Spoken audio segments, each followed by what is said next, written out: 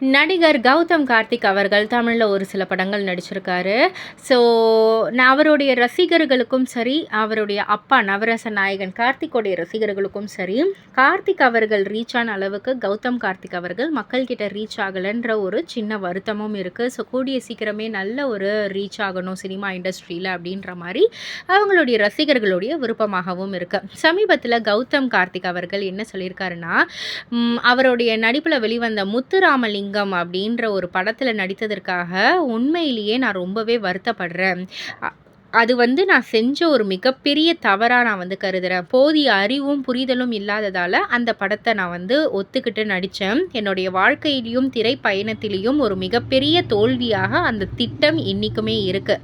அந்த ஒரு நினைப்பு இருக்கு. அதுக்கப்புறம் வந்து அந்த பாணி படங்களையே வந்து நான் முற்றிலும் தவிர்த்துட்டேன் அப்படின்ற மாரி வந்து சொல்லியிருக்காங்க.